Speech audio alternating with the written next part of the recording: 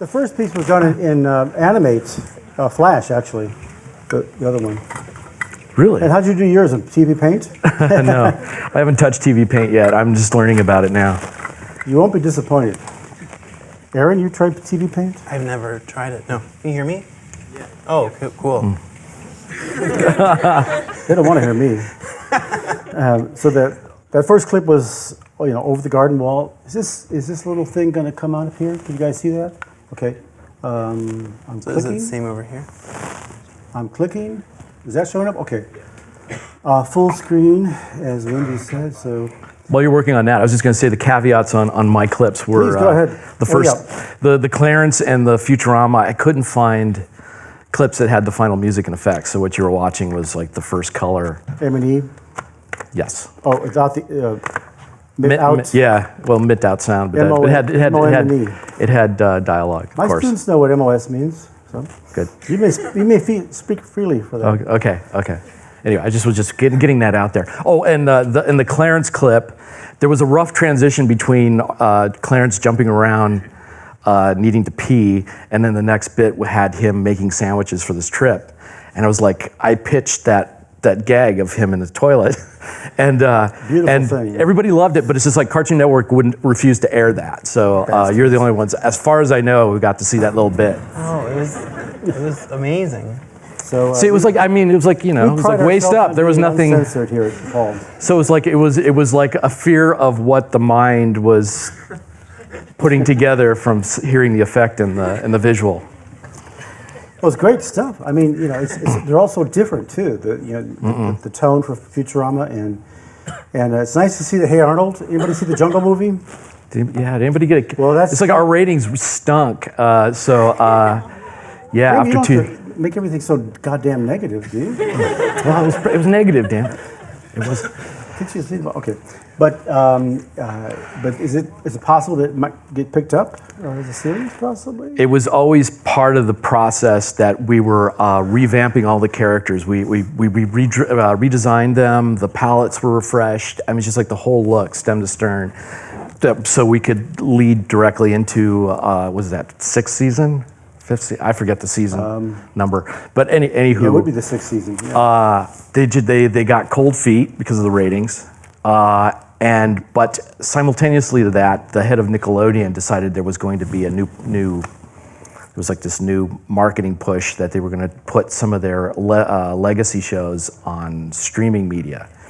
So we're waiting to hear from Netflix. Turned us down for Arnold, but now we're waiting to hear from Hulu. So maybe, which would be perfect for Arnold, because the big friction we had, even just doing this, is there's a regime at Nickelodeon right now that they do not know Arnold. They don't. So it's just like, they'd say that old man that's Grandpa. I mean, it was literally like that. Yeah, they don't even like anime. Their strictures now are like dealing to like a really advanced kind of ADD kind of pulse, for their shows. So they were, besides hitting us with standards and practices notes, they want everything to go like that. And Arnold just isn't paced that way. And so we're hoping that the perfect world will be to land on a streaming service. How many of you would like to see Hey Arnold again? How many of you saw Hey Arnold as kids? Okay, you all get Storyboard Pro. As young adults. You got some big fan bases here. I mean, everybody talks about Arnold. Did you see the picture? I sent Raymie a picture last night. Somebody had the awesome backpack. Did you see that? Well, we were next to each other. That's right. I ran right past him. Yeah. Did he know that he took a picture of him? No. I asked him. No, he did? Yeah, of course. Oh, that was cool. I didn't want to get beat up or anything. No, I know, but you... Again. Well, I didn't see that because I followed you right to the subway. I thought the funniest thing was that how there's a giant part of it was Stoop Kid, everybody's favorite character. Yeah. Which is not really in that. Yeah, he's kind of like a marginal... I mean, I think it speaks to the, just the humongousness of the Arnold universe, that there's all those characters that you can draw from.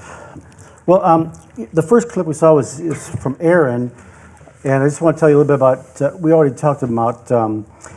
He's the author of 3 graphic novels. I don't think you guys can read that small, but it says Spiral Bound, which is really cool, Walter Bean, it's okay. No, it's great. I love Walter Bean. And the Knights of the Wax, this is great. The Knights one is really cool. We're going to see some clips of that. And he's a recipient of an Eisner Award. Oh, hey. Is that from Michael Eisner? No. And in 2006 for talent deserving of wider recognition, and was an inaugural resident for the Sendek Fellowship in 2010. Nice. Is that related to Maurice? It is. Ah, I got one out of I two. lived in a house next to him for a Really? strange amount. Yeah. Do tell. Yeah. For about a month, for exactly a month, I lived in the house next to his house with 3 other people, and we occasionally were able to hang out with him Really? and go on walks with him, and then I was really blessed to have that experience. Yeah. It was extremely amazing. Was there any words of wisdom that came from Maurice that you can? Well, I don't know why I almost called myself a graphic novelist. I hate that word. I'm a cartoonist, so I felt a little strange. Everybody else were picture book people, and so while I was there, I was convinced that I was going to write a picture book, and it's a lot like poetry, and I'm such a long-winded person that I make my longer books, but then while I was there, I was convinced that I was going to write something and then show it to him and then have him really love it. Yeah. And then I worked so hard and I showed it to him and he said, you should keep doing. Oh, no. Yeah, it was pretty crushing, Yeah. but The worst thing I've ever it seen was in my such life. a great experience. Oh, well. Yeah, no. But I think it wouldn't have been a good story if he wouldn't have At said least you that. recognize your presence. Yeah. Even though it was a slap in the face. Yeah. So, Aaron, And that's when you moved, right? Yeah. how'd you get back at him? No. Did you also know Aaron teaches here at DePaul and at the Art Institute of Chicago? And I like talking to Aaron. So, Raymie, Yeah. here's how you pronounce his name, Muzquiz. Is there some? Do you see it Oh. small? Oh, guys, I know. look! What's my resumes, right? So these are, I'm sorry, Isn't Raymie. there still like some better visuals? You want to do this? I asked for material. You didn't give me anything. Damn. No, you did. You did. So it just says here, supervising producer on Hey Arnold, the last thing we saw. Supervising producer, pretty good. Clarence, supervising director, Futurama, director, and various things. Napoleon Dynamite. Oh, boy, yeah. Ranger Cucamonga, sit down, shut up. Anybody seen that? Anybody even here? Oh, yeah, yes, of course, you know it. Dinosaur Train, for also working with Craig. Yeah. So there's a lot of stuff here. Rugrats Go Wild, you were sequence director on the feature film. That's pretty cool. And doing the half-hour specials. Didn't you get nominated for? Oops, that's me. Sorry. I think that's enough about Raymie. Raymie's won a couple of nominations for Emmys and Annie Awards through Oh, that's right. Yeah, SIFA. I guess so. Yeah. I'm going to move on here. Duckman. Great. Anybody seen Duckman?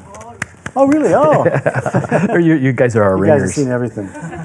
So then, this is me. I teach here, What do you got? and MFA from Cal Arts. Mine is really. I got more letters. I tried to be as minimal as I could. Howl's Tide. These 2 films you saw. The first piece was called Sparrow Duet, and the second piece you just saw the end of it. It was called Hallow's Tide, and they're in festivals now. And I also worked with Raymie for 85 years in Hollywood. And 85 of my 75. Various shows, So I was going to just start with asking Aaron, how do you first? Everybody's going to ask you this. If you don't get this question, I'll be surprised. But how did you get started? What made you start with animation? With illustration, comics? Did you always know that's what you wanted to do? Did you always buy those kind of T-shirts? Well, if your friends make cool T-shirts, you have to buy them. Yeah, I guess so. My mother taught grade school art. Really? Oh. Yeah, and I was always encouraged to draw. And then I had a nearby neighbor. My best friend's family really loved reading comics, and I always loved reading comics. So just having an outside person that appreciated it, because my family didn't really see comics as something valuable, but I knew somebody that did, so I was like, oh, this is actually something that I really want to do. And then I just You drew every day. I drew every day, and I was the comic editor for my high school newspaper. And then when I went to college, they didn't have a newspaper, so my friend and I created a newspaper, and then I made comics for that. And then when I got sick of doing that, I started making my own mini comics. And then I just kept going until I wanted to do longer stories. And that was around the time that graphic novels got really big and doors were opening. You were able to have a vehicle for it. A lot of opportunities, and this is a great town for comics. And everybody knows that the cake is coming up. And this next weekend. If you don't know about that, go find out. And if you were in my class, the comics making class, you should make extra copies of it and then put them in your backpack and then just go to Cake and hand them out and just trade with people. So if you have them, you should do it. It's easy to do. So Raymie, same question. How'd you get started? I'm going to pick up the pace a little bit. What? No, I was long-winded. Oh, no worries. I'm the long-winded one. I wanted to be... When I was a kid, I used to... Go ahead, Raymie, say it. I wanted to be in live action, and I guess I found out that I wasn't cut out for that. I had a string of gigs where I would storyboard for like really low budget films, but the work was really rough trying to get paying gigs, and almost everything seemed to be paying just $50 a day. So it was like I was trying to break out of that ghetto. Right. I answered an ad in the Hollywood Reporter. This is late '80s maybe.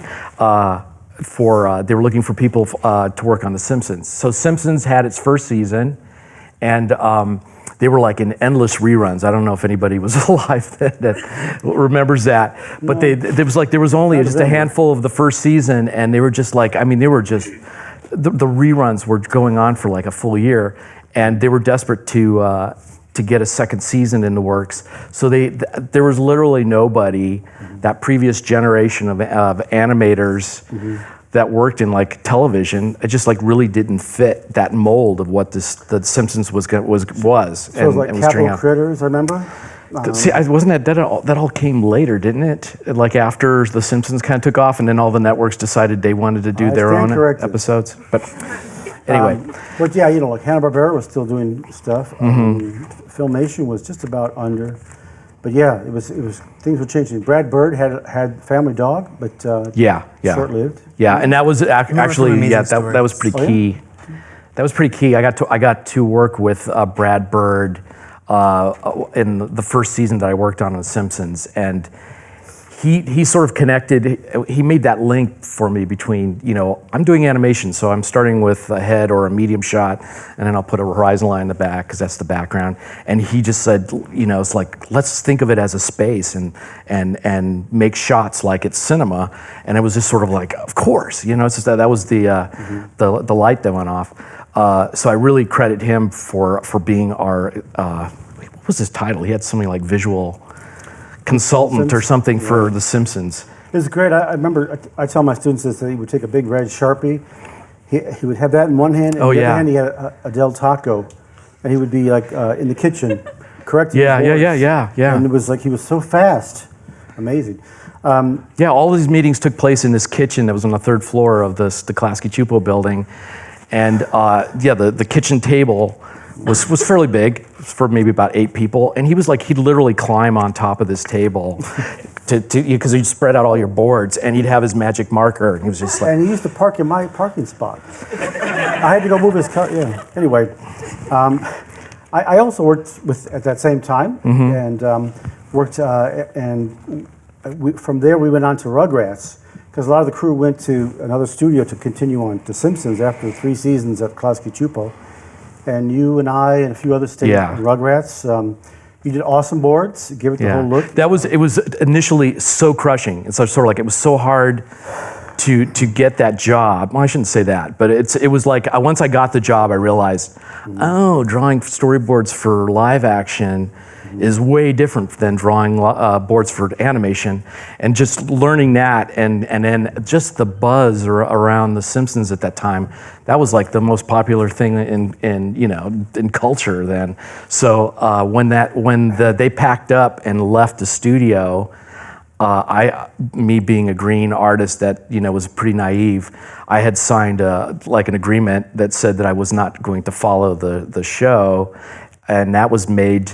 That was somebody's gambit to try and keep the show at our studio. It's like, look, all these artists signed this, so they're not going to go with you, and you're going to not be able to make The Simpsons like you used to. And they said, no, virtually everybody went with the show anyway, whether they signed it or not. But I guess the bottom line was, I was at a studio that was suddenly empty. There was no Simpsons, but the Rugrats was happening 2 doors down in another building. And that's where I have to say, that's where I really learned to storyboard. Mm-hmm. Raymond, I was going to, Raymond, Aaron, can I go back to you? I was going to just have either you or me go scroll through some of your work here. Would you like to go through? We here? can just, you just rifle through it, and I can just, what do you want to? So this is some of Aaron's. I don't know if you can see this up here. Can you all see this more or less?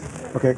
So Aaron's, this is his most recent book, if I'm not mistaken. It's coming out in October. Well, it's not even out yet. It's not even so, October 23rd. If you are around, if you want to go, I have a signing at Quimby's on the 23rd. And he's giving everybody in this room a free copy. Isn't that great? Huh. But and so it looks like that. That's and the old I love one. seeing the front and back covers. Oh, you I should have done it for the other one.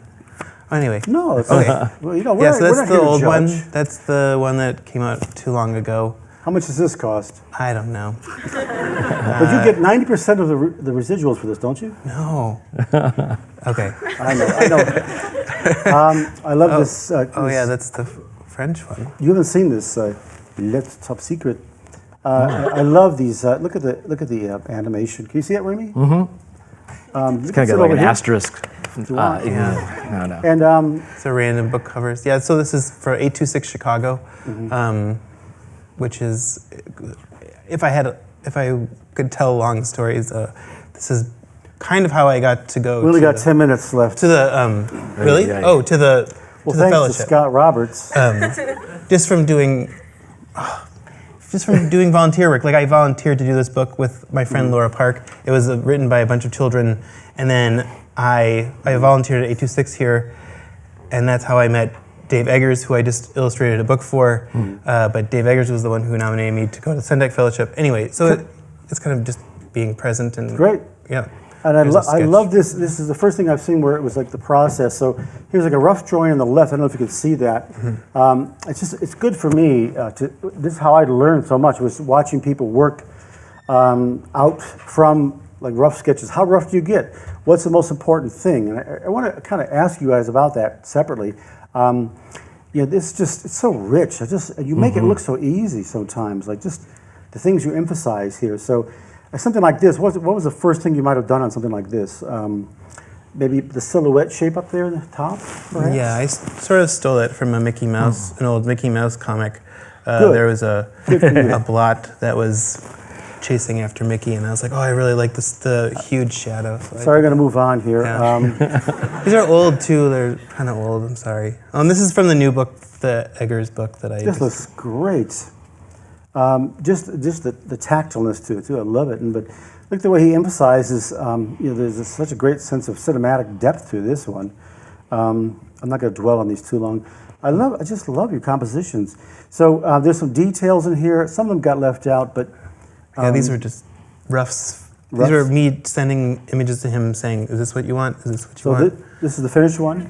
No. Oh, these are both roughs. Okay. Yeah, both roughs. Well, what's wrong with them? I don't know. So then you had some other stuff here, some more books. And this is a page for there's like a Labyrinth art book that the secret is that, well, anyway, it's a Sendak reference to Labyrinth because Labyrinth is a reference to Sendak's and you outside can't over stand there. that guy. Yeah, no, all right.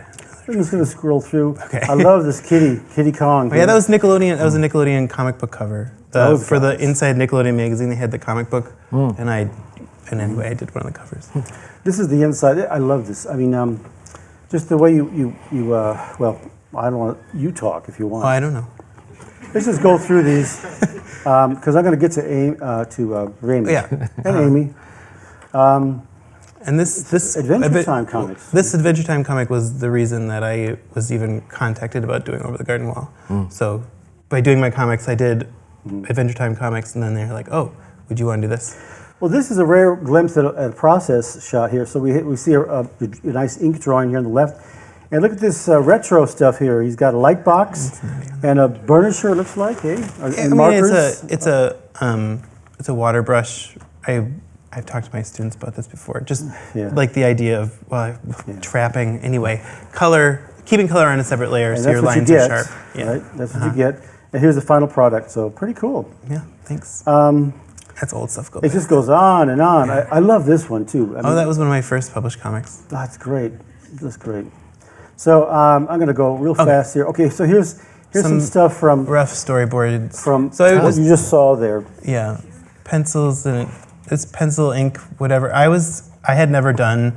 If you saw the short Tome of the Unknown, that was basically what we were going for in the beginning. So initially, when I first started working on it, the characters were pumpkin people dressed as humans, and then so it went through like in the initial stage it was like basically a court drama with like an actual courtroom drama inside of a barn, and then we changed it to more similar to how it is now. So this is more reminiscent of how it ended up.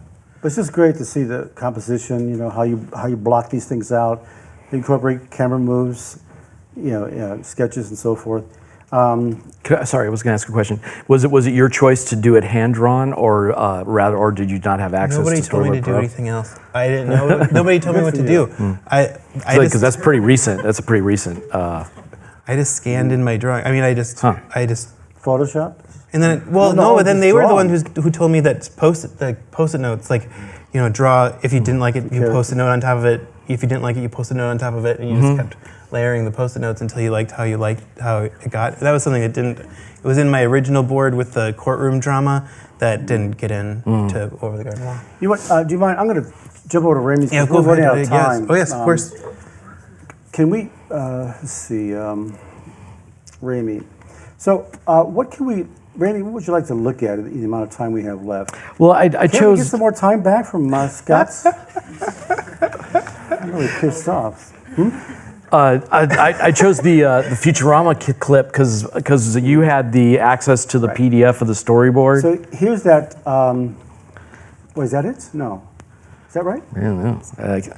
I just see a bunch of fingerprints on your screen. This is it here. So take a look at this. This is an animatic here. This is an animatic of that sequence. So you're actually seeing the storyboard images. You see Raymie's process here a little bit better. And you'll actually, if I don't know how well you remember that clip, but you'll see that there are some differences in it. So some process where you get feedback from producers who have more power than you. Oh, really? Oh no, this is something else. That's wrong. I'm sorry. You can look at that if you want, but that's wrong. Well, it's like I as a backup, I have this clip and the storyboard animatic for that too. Wait. Can you find the storyboard animatic for for 709? Assy Come Home? No, that's the Assy Come Home one. Well, I think this is the one. A? Oh yeah, this is it. I know that doesn't do any good. Hand it over. What? You lied to me. You invented the free will unit, and then you selfishly hid it beyond the reach of my stealers. Thanks to you, I went on a soul-searching journey. You probably don't have a lot of time for this. Now I want free Do you will, mind if I just and talk I over want this a it. bit? Yeah. So go ahead. You talk over it. As you can see, this is what we call layout storyboards. I don't know how much they've covered this in the curriculum here, but you're looking for that kind of rigidity, not in the acting and stuff, but in the discipline and the movements of the fields. Thank you. The posing. We're trying to populate it with key poses so that they can be sheet timed. So if you can command this process, you can really make your storyboard look like the final show. It's almost like you're communicating all the way to the end. See like the depth. I'm not going to back up, but Raymie's work has a lot of depth to it. I always liked. He has great acting. I mean, it's funny you said that about acting, but your acting is just spot on. And if you actually look at the storyboard poses, we probably don't have time to do, you'll see that Raymie puts a lot of little notes in there for the timing and for the animators to like you look for certain things, right? Is this up all the way? I'm sorry, I just can't. Well, that's okay. We'll just talk over it. I know that's okay, Raymie. Yeah, we'll talk over this. So I saved this sequence for myself. I think it was like 4 script pages of dialogue, and it looked like one of those perfect. It was like a Howard Hawks sequence or something where it's 2 characters and who's boss and every from one moment to another it keeps changing, the power keeps shifting, and I know the inside of that lab pretty well, so I used that kind of as the stage and then choreographed them kind of weaving around. So it's like when Bender had the upper hand, he was more or less pushing the professor and cornering him, and then suddenly when the power would shift and it was obvious that the professor had the obvious hand, then he would end up. Now we're looking at a down shot. The professor is diminishing the frame. He's lower. And here's very low angles, very Brad Bird-esque in some ways. Yeah, I kind of got in that, like, it's kind of a fetish for me to do low angle things, because it's like, even when you can't control how the final layout will be, it's really nice to have something graphic behind somebody, like a ceiling or a corner of a room or something. So it's like so many times the first thing I draw is the horizon line, and then I start populating the people on it. Yep. But you could see, like, at that very last shot, it's been a while, so I can't remember what the note was, but that was different from the last one. The professor was in the other side of that group. I am going to briefly just show you just one thing of mine. I'm going to go like breakneck speed. We got to start questions. So, does anybody have any questions right now? I'm going to scroll through this quickly here. So, yeah. Could you please ask everybody to pass their surveys to this side of the room? Not now. Did you all hear that? Has everybody He already passed your given their surveys. And if you have a question, please go to the microphone over here. You guys want to start lighting up? Yeah, line up for over here, and you guys can ask us questions. Don't ask me anything. I'm all screwed up here. Let me start here. So even in my abstract work here, I just wanted to show you briefly, like, this idea of having not even like a non-linear kind of a story, like my stuff, very abstract. I still do storyboards. Okay, so storyboard is about narrative development. So this is a sequential approach I took. These are just color pencils on black paper that I try to block out timing for my stuff. So even this is a new film I'm doing. It's called Enfolded, and these are with watercolor. The other film is so dark. I really love that. Oh yeah. Well, that makes sense. It seems like it kind of gave it a backlit feeling too, didn't it? It's Like a luminosity. But I was getting into like watercolor textures and stuff again, and there's some things you can do, and like even like a shot like this, you can see that there's some motion here, like this little negative shape here is floating around here. Where's that? Okay, so we're going to line up for, well, there's like I see. a swirling shape. It's just some development stuff. So, like I noticed that Aaron does some awesome drawings on the subway. I do too, and so all of my drawings are on the subway. My stuff's not as awesome. No, my stuff's fast. My daughters do better drawings than I do. So I just want to show you up close some of the stuff. So I try to work out with monotones, then add just 2 colors. Is that watercolor? Try doing 2 colors, you guys. It really works. And then 3 colors and so forth. Then I build up, and then I'm getting into more darker textures, more of that more tactile look, and then that's what I end up with. So that's all I got. So let's get out of here. Get out of here. Let's ask some questions here, please. Hi. This is directed towards the whole panel, but what's it like bouncing around from project to project that changes animation styles? Does that really change the way you work or the way you see the project? It's like you kind of want to know the ground rules in each show that you're operating in, and it certainly helps that you kind of know what if it has a preceding season, what you're making the jump to. Like in the situation with Clarence, which was in its very first season, I sat down with Skylar incredibly talented guy, and just kind of asked him what the ground rules were. I did see the pilot, and it was like really mise-en-scene kind of stuff, you know. And ironically, he was asking for everything that was in all the other shows I worked on. So there seems like there's this fluidity that no matter what show you're working on, it's just sort of like they all kind of seem to share the same aesthetics. It's the literal design and the characters and the voices that seem to kind of personalize it and make it idiosyncratic to that. So does that give you? It doesn't seem to be as big an issue as I guess I would think if I hadn't gone through the process. All right, thank you. Mm-hmm. Find some PDF files here if I could. Hello. Hi. So my question is to anyone who wants to answer. You're talking about how when you are doing a board, you think about who has the power and everything like that. So is that something that you write out? Is that how is that process for you when thinking about characters in the scene? Is that like something you make notes of, or is that all mental? I will usually do that. I mean, it's not like it's conscious and I do things long-handed, but I'm looking at it as a director, and when I break the script down into sequences, and then start splitting it amongst the board artists, I'll have a conference with them and sort of discuss if there's like a set piece or something that kind of is the center of the sequence, what things would be emphasized or not.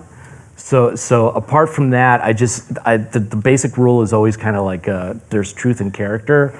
So every sequence will usually point to a point of view that you want to see the sequence from. That the storyboard that I don't know if he's going to be successful in getting it up. But, no, I'm sorry. We saw the animatic of it. The sequence started with Bender going in. And it was strictly from his point of view. And so there must have been, I can't remember, there must have been a note from Matt or somebody in Futurama that says, no, we need to see them come in. So suddenly you changed it to an objective angle. But I thought there was a power to, you don't know whose eyes you're seeing that through. And it was approaching the professor and pulled the gun up, and then you showed who it was. I thought there's an energy to that, I think. And so that's another thing you learn is that you may actually have the better idea, but for some reason you're dealing with somebody that says no, I want it like this. Okay, thank you. Don't mind me. Okay. Keep asking them, guys. All right. Hello. Yes, next up. Firstly, can you guys put out a weekly podcast? This is super funny. You guys are really entertaining. No. You weren't talking to him, though. I'd love right? to. Yeah, all of you. My real question is, when boarding out stuff, do you have a stage in which you focus on where you want the audience to look?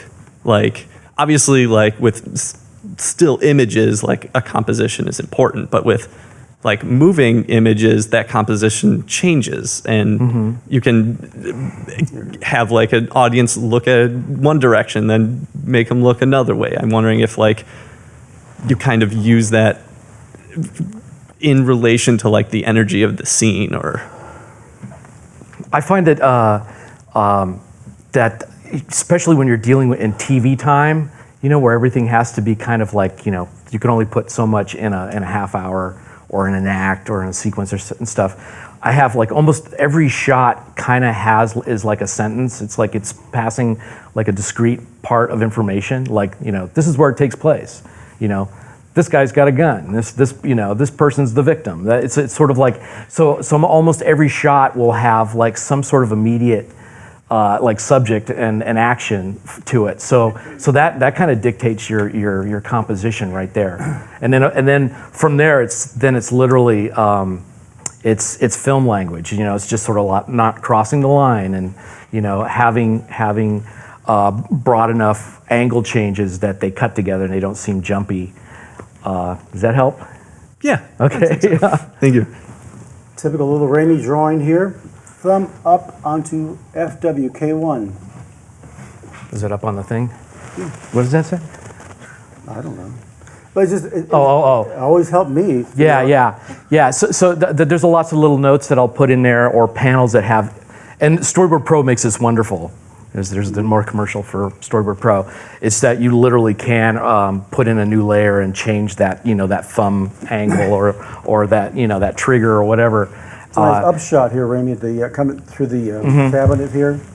Oh yeah. With the, I remember somebody at No. somebody in the production chain told me that they didn't like it from Bender's angle.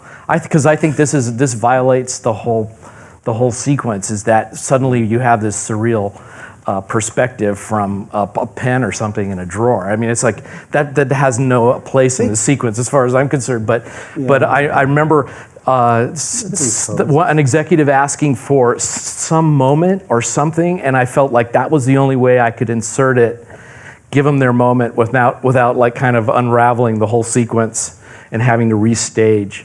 It was my Band-Aid. But what did they need? What did they ask for? They wanted to read his face or something when he was like when he did his beat shift there. And all the tones. His turn. We call it a turn. Sorry, I forgot my language. You see the way he's adjusted the camera moves. He's got it very clearly indicated. Number 1, number 2. How are we doing? It's the last question. How's it going? Where's Scott? I had a question for Aaron. So you talked about how's it going, guys? You talked about, I'm pretty good, how you got onto the show, you were just doing like Adventure Time comics and they just picked you up. And then you said like that you didn't really get, like they didn't tell you much. What was like the communication between you and like this, like the group of guys working on it, the group of people working on it? Like what was your communication? Were you like just sending work off or like, really? Yeah. Did you go to an office? No. There were 4 of us that weren't in LA. I don't need to name. If anybody wants me to name them, I will. But badmouth somebody. No. Everybody's great. But like Pat would send us bullet points, and then I had my writing partner, but he was working on Adventure Time also at the exact same time. He was like crazy busy. So basically, I had a couple conversations with him on the phone, Pat on the phone, and he explained the difference between comics and storyboarding to me.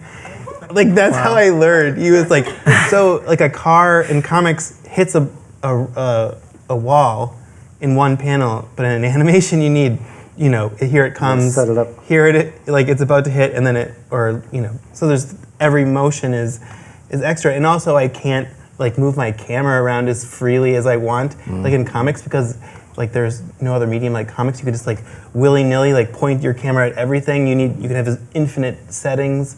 But then, so I basically just had to treat it as like a joke machine. I had to like start filling in jokes and just like, I had to take the bullet points and then breathe life into it with jokes. If I could interject, Aaron was working on a show that was outline. Yeah. So like Clarence was an outline show.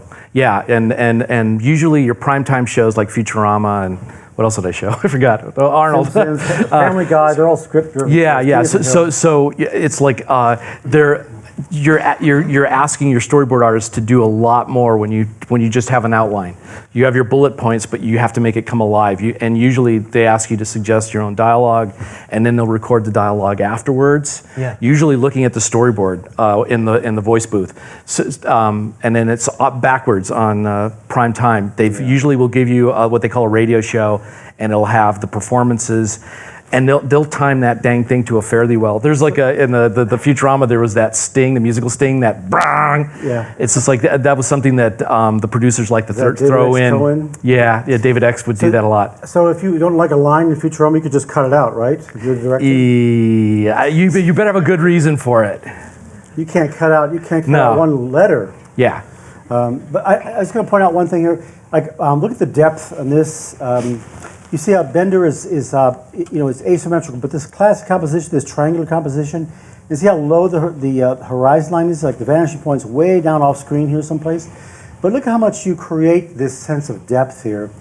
I mean, Aaron does this, and I love your little drawings you do for your perspective in your classes. And you got to give Raymie. Yes, please. I was going to bring my USB drive and print you out some, but I can. I'll go upstairs and get him some. I'll steal some from your locker. No. It just. No, it's like on the Hey Arnold project, we delivered boards that even had grids for the backgrounds, and for some reason, Sayram, our overseas studio, which did beautiful character animation, they could not figure out a horizon line to save their lives, even when you gave them a picture of it. It's just sort of like they would take the master scene, which was kind of drawn like in a neutral angle, or maybe the horizon line was in the middle of the frame, and then that would become.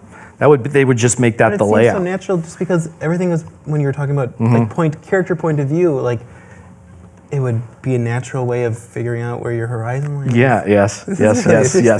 No, it's like it's amazing. That was most of my retakes are for Arnold involved horizon lines. Okay, we're going to wrap it up, you guys. Thank you very much for coming.